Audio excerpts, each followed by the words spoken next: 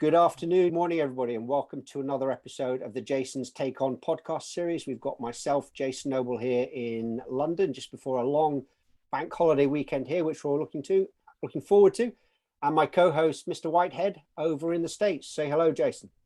Hi, everyone. Great to have you join us here. Thank you for joining us again. It's been a couple of weeks since we've done our last podcast, but we are super excited today to be with a guest that most of you, I'm sure, know. We're going to talk about the good old topic of customer success operations and the criticality of that to businesses, where it's come from.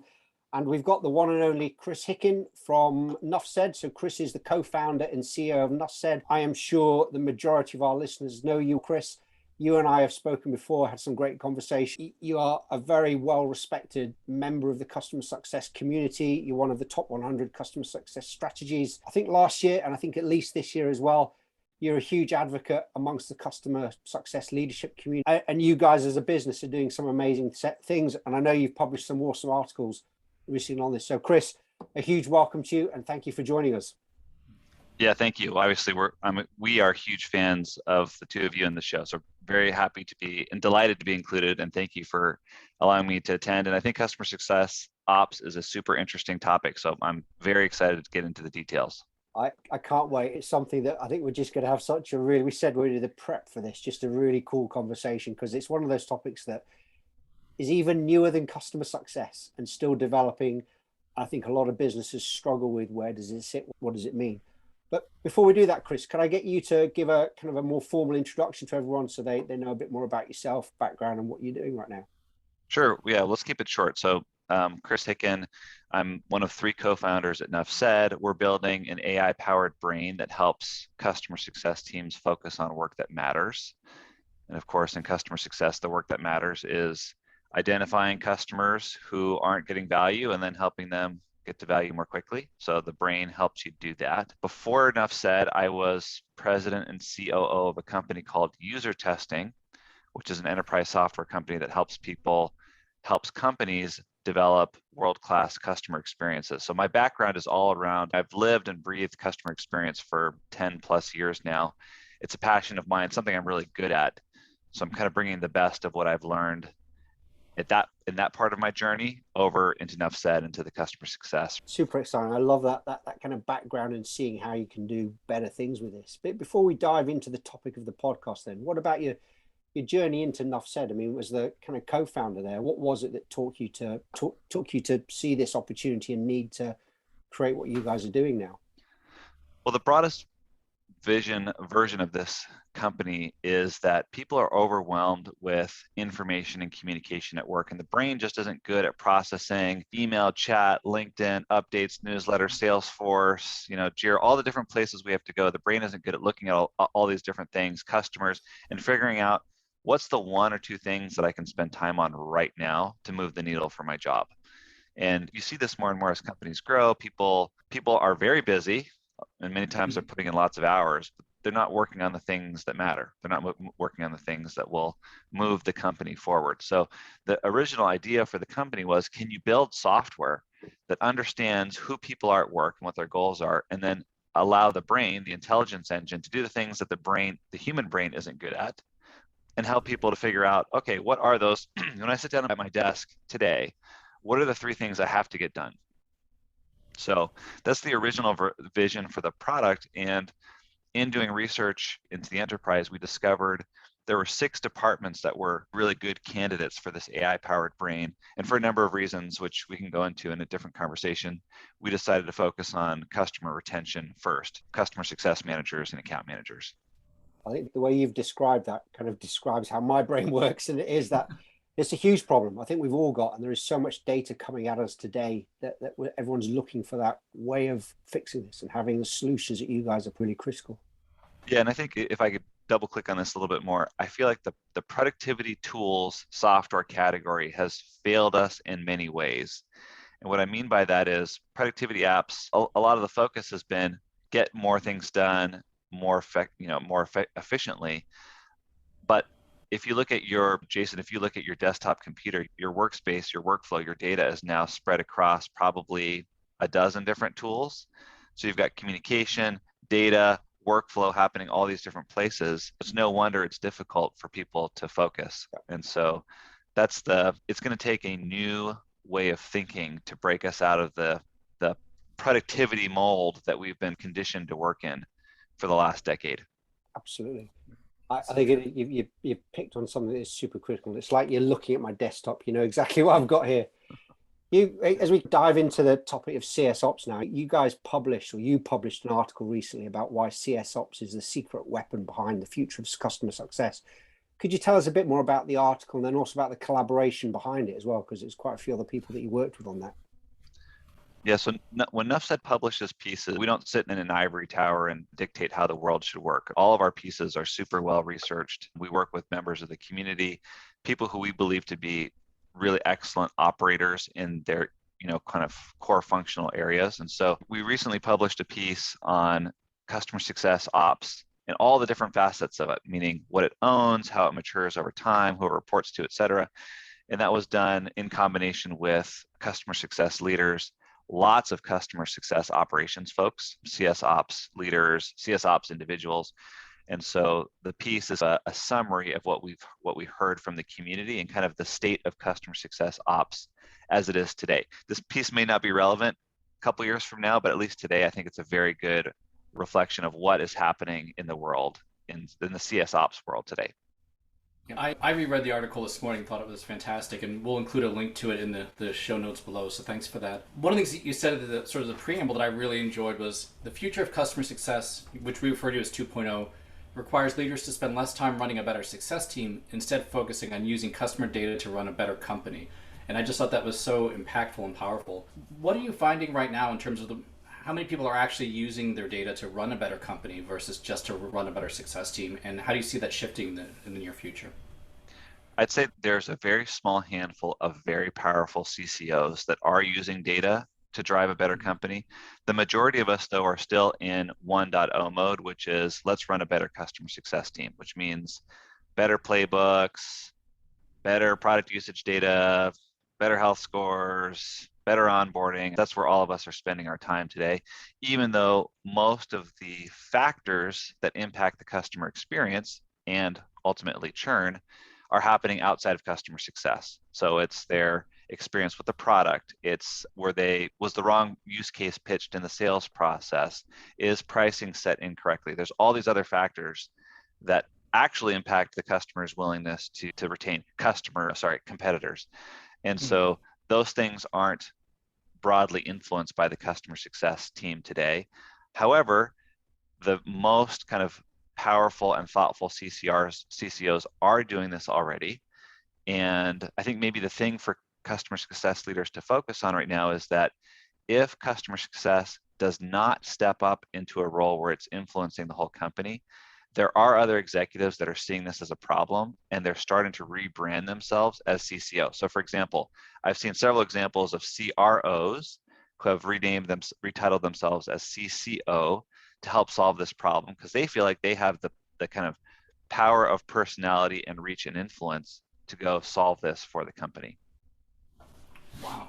I think that's incredible learning there. And it's something that I think because the idea of the CCO role here, we've seen a lot of growth in that role in the States and it's beginning to happen here, but a lot slower. And I wonder if that's that trend there with them being internal roles that reposition themselves rather than brand new roles. I wonder if that's actually how this will go. And it's a very interesting way to look at it because I think I've seen organizations where the head of your CS org reports into the head of commercial. It might be your chief commercial officer or your chief revenue officer, but that person doesn't understand customer success to the same extent. And seeing that opportunity, I can see that really shifting and causing some really interesting and different dynamics. And potentially, if you're bringing in more leaders that have got that sales experience into CS and running as the exec that was responsible for the customer part of the business, does it bring with it that more needed commercial side of the business, which is really... Yeah, let's double click on this concept of dynamics. Before we're talking about titles and who owns what, the dynamics that are driving this are that the investors now really care about retention rates, which was not the case before. And what I mean by that is if you look at public, at least American public companies, 9 out of 10 of the top public SaaS companies report retention rates as part of their 10Ks, their annual reports. If you go talk to top investors at private equity funds, Vista Equity Partners, or top venture capital funds, Sequoia, Excel, they're all looking at retention rates as one of the key value driving metrics for what kind of valuation they're going to put on the company. So you've got this new world where retention rate is now a board level topic. It's a board level metric. And the expectation now is that there's a customer leader. There's someone at the company who is obsessively focused on retention rate and all the different facets of it. And so what the market is saying is, we just need a more powerful customer leader right now because this metric matters so much in determining the value of a business. So I think that's the dynamics that are driving this kind of change in the marketplace, where CCOs either have to step up and change, or other leaders in the organization are going to do it instead. Yeah, very true. And I thought it was interesting in your article as well, too, how you talked about the maturity of CS ops and where it goes and at what point does it come out of the CS department and report to a bigger organizational imperative. And I think that feeds into it. Can you tell us a little bit more about what you found and what you're recommending there?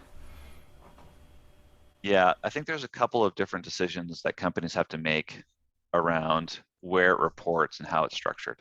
The first one, maybe the more important one, is should CS ops be a centralized or decentralized function? And if it's decentralized, what you're saying is that each department at the company will have their own ops function that reports to them. So there's going to be a sales ops, a marketing ops, a CS ops, a dev ops, a people ops.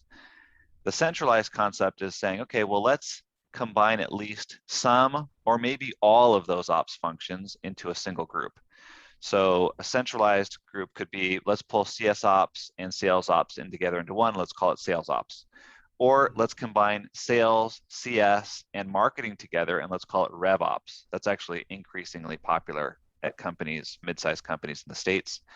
Or let's actually combine all of them together under the COO or under an ops leader. And now all of the ops functions in the company are reporting to a single executive.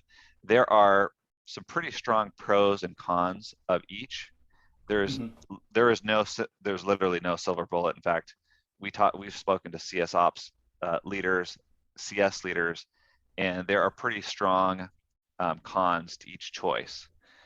But if you decide to centralize, let's start with decentralized first. Let's say CS ops reports into the CCO. There's no connection to sales ops or other ops teams. Obviously, from a CCO's perspective, they really like this because they have fantastic visibility on what's going on with the CS ops teams. They completely control that team's focus, full control over which tools their team uses, and they can quickly spool up new initiatives without having to get other leaders bought in. If you talk to CS ops people, though, in this type of environment, they oftentimes don't like reporting to the CCO. And the reason is they feel when they are disconnected from other ops teams, they feel like they don't have opportunities to learn from what's going on with other ops teams. They also feel like they have a hard time getting things done in systems that they don't own. So a typical one is Salesforce. A CS ops person never owns Salesforce, and they have a really hard time working with sales ops to get things done quickly, because obviously the sales ops team, not because there's no nefarious reasons behind it, but sales ops has to prioritize the needs of the sales. So that's the decentralized view. And when you start centralizing, what typically happens is CS ops either reports to rev ops, which reports to CRO, or CS ops reports into a centralized ops function, which reports into COO. And we can go into the details of each of those as well. Again, each of those has strong pros, but also some pretty strong cons as well.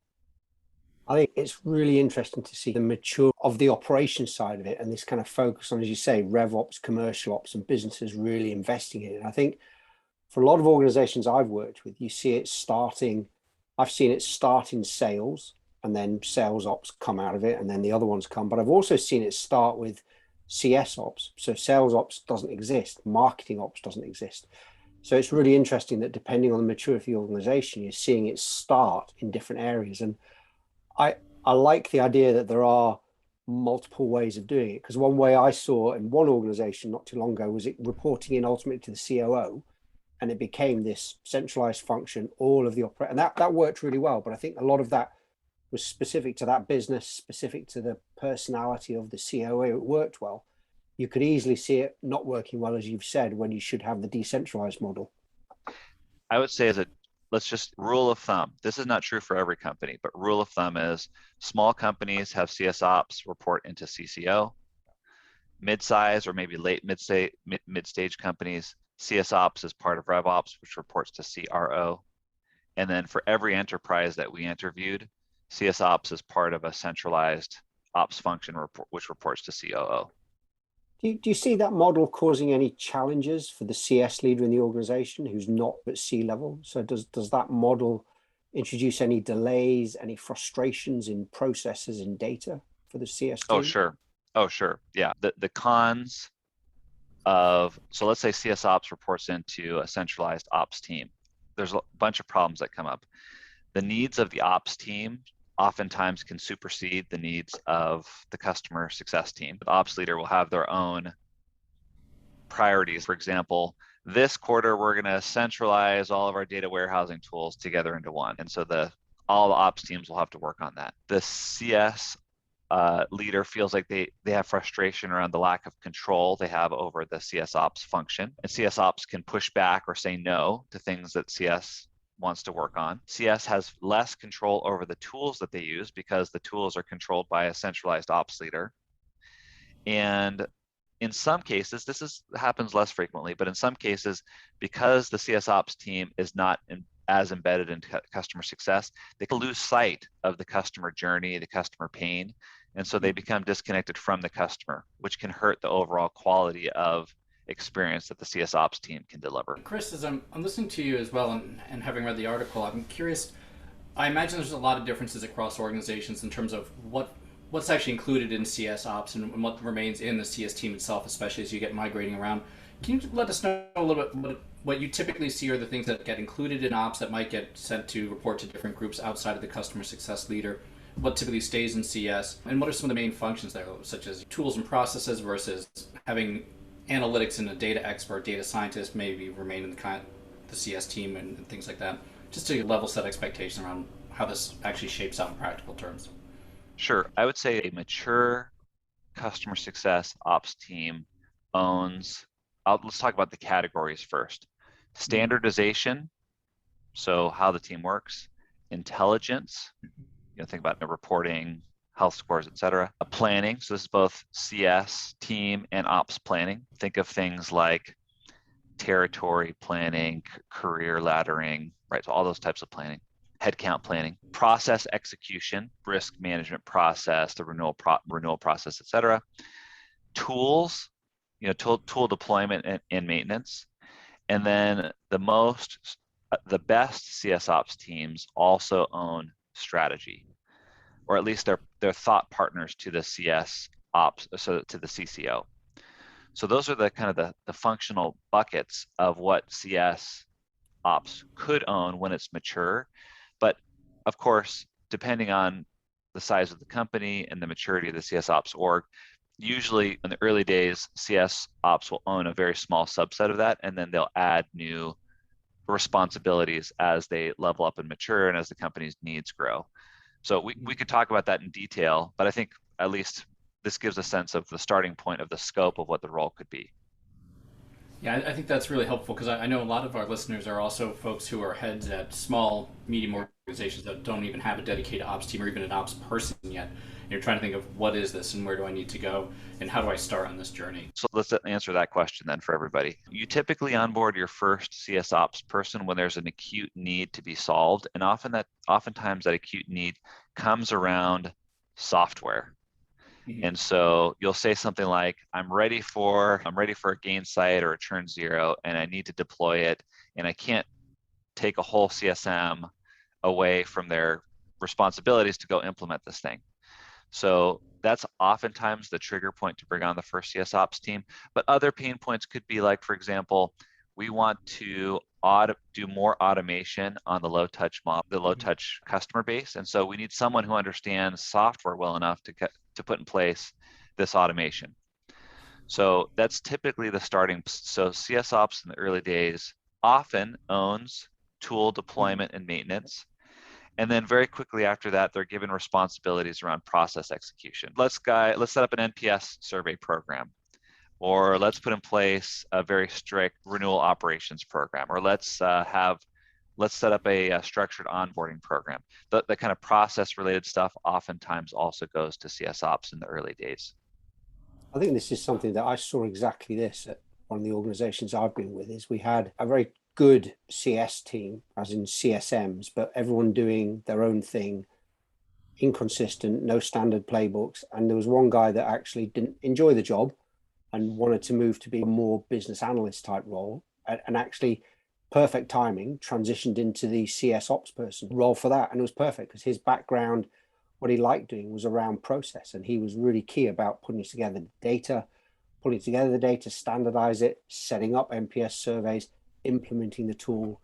And it really came on to be something really strong, and then actually started working closer with sales, took on then a lot of the sales ops functionality himself, and his role very quickly expanded after he settled into it. But it had not been created intentionally to start with. It became a very natural thing to move into, and just were a gap at the time that we needed to fill, which worked really well.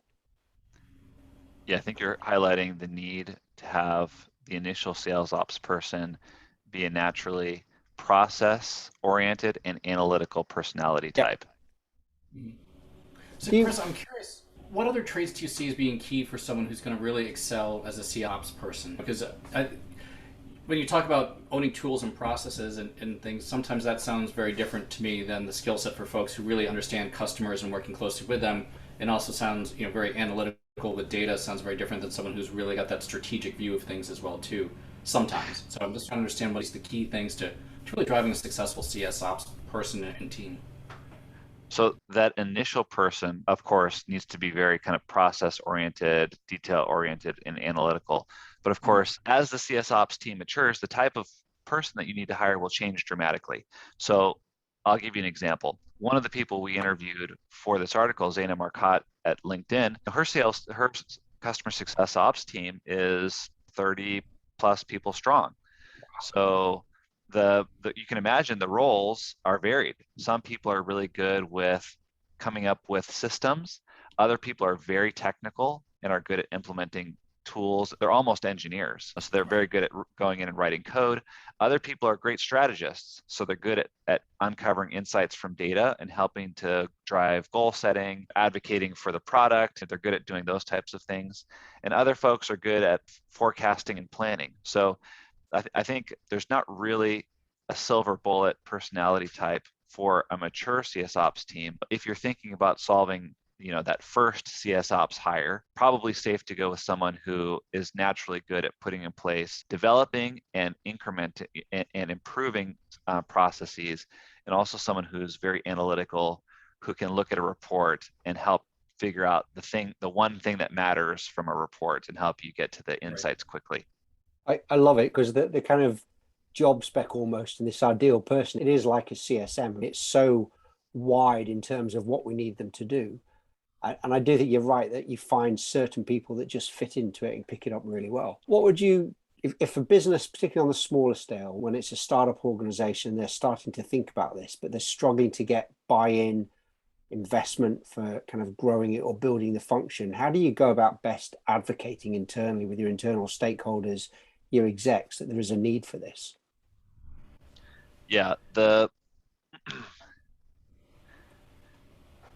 I would say there's differing levels of maturity on how to ask for budget for customer success. It's probably a losing battle to try to make the case for just one customer success ops hire.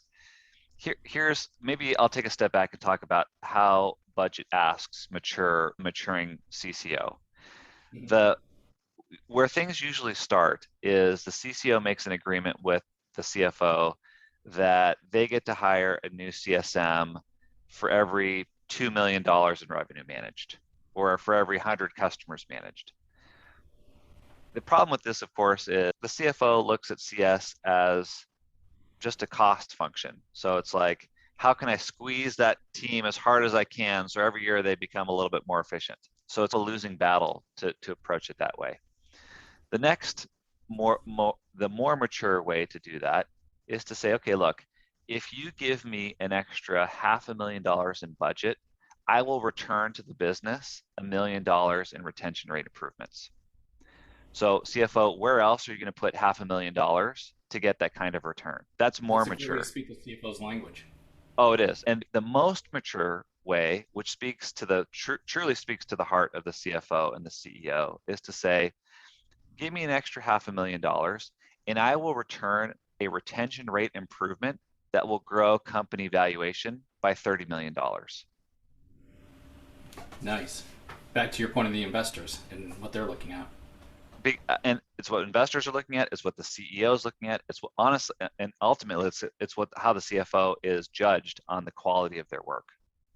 Mm-hmm. So, going in and just asking for more budget for a CS ops person, a losing battle. There's not much of an argument there. I think the better approach for the CS leader is to say, look, what impact am I going to commit to the company? And then don't bother me, CFO. I will decide how to deploy that cash to maximize the return to the business. But going and like fiddling with $50,000 or $100,000 here or there with the CFO, it's a losing battle. It puts you into a position where you have to ask permission to make the smallest operational changes to your organization, and you lose the freedom to run the business the way that you see fit. So I'd actually just say, as a general rule, I would argue against trying to advocate for this role on an individual basis.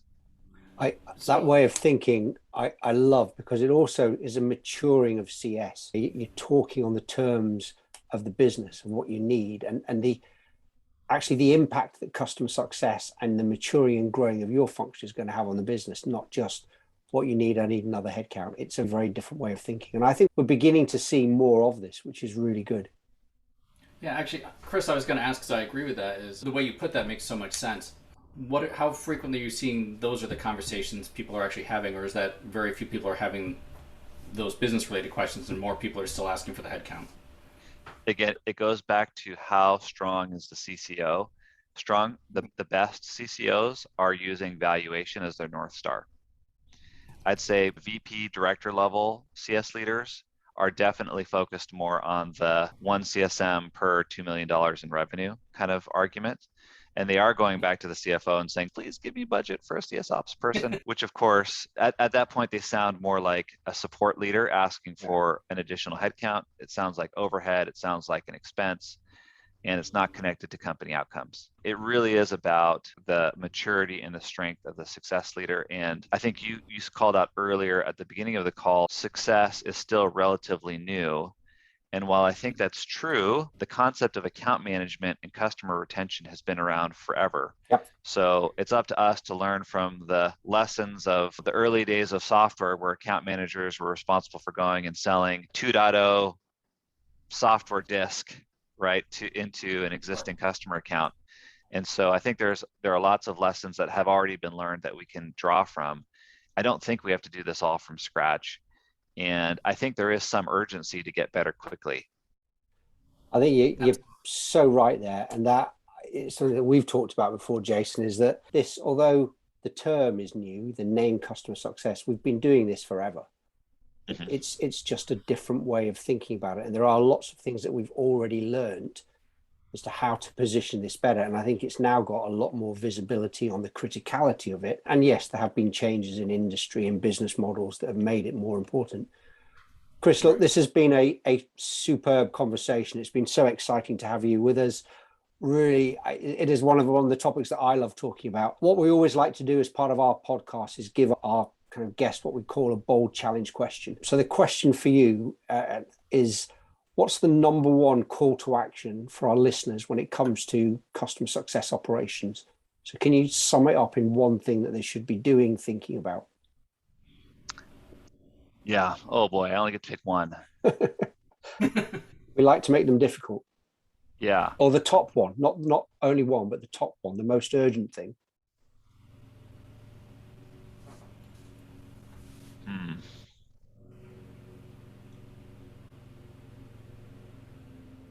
the two top ones? The most important thing, the most important takeaway from this is that CS leaders should connect their CS ops function to departmental or business outcomes. And customer success ops, even in mature teams today, is not very well measured. So I asked every company, how do you bonus or how do you compensate your CS ops person? What metrics do you use? And only one company had something that was even remotely interesting in terms of a solution. And the problem for this, of course, is that at some point, CS ops leaders will be asked to justify the expense of the CS ops function. And so if CS ops leaders don't have a case for the value that's added by the team, that will come under attack by the CFO at some point in the future, that function. Yeah. So the key takeaway is, yes, of course, invest in CS ops. It's actually the key to unlocking this kind of new 2.0 world of thinking where you're driving cross-company decisions, you're influencing cross-company decisions that impact customer experience and churn. So it's the secret weapon of unlocking that, but also it's important for you as a CS leader to think forward about how you're going to justify the value. The best example that we heard of how to do that was to set up milestones of things that the CS ops will achieve for the CS team. Could be around efficiency, automation of systems, and then to survey the customer success team quarterly to ensure that the results of their work, the CS team is the customer of CS ops. So to make sure that CS feels good about the experience that they're getting, that they're working more efficiently, that their work has been automated, et cetera. I think there are better ways to do it, but that's a really good way to start. Awesome. I love that. And I've seen things like that happen in other organizations. And I think it's such that way of thinking that actually their customer is the CS team. And I think it's a very different mindset. Chris, look, a huge thank you. Before we go, do you want to give a shameless plug for Enough Said and what you guys are doing for the listeners? Yeah, so let's not talk about the product. I would just say, enough said, from a marketing perspective, we generate a ton of content to help CS leaders solve the problems that are relevant to them today. So the most recent article is CS Ops, but we've covered the low-touch customer success, the tech touch model. Recently, we've got a very active blog. We post a lot on social media. We have a magazine that we publish twice a year. We do workshops on compensation and how to do a better job of negotiating for your own comp. So just think of Enough Said from a marketing perspective as a partner to you and helping you level up your operations, your personal compensation, your impact in customer success. And so that's how we would like to be seen and perceived by the customer success community. Awesome. I've got a copy of your book here, Chris, of the magazine. Sorry, it's a phenomenal read. It's enjoyable to read as well. It's a really good way of writing it. Great. Thanks very much. And of course, love getting time with the two Jasons. So thanks as always for including me. Excellent. Now, Chris, look, a huge thank you for joining us. We've really enjoyed this.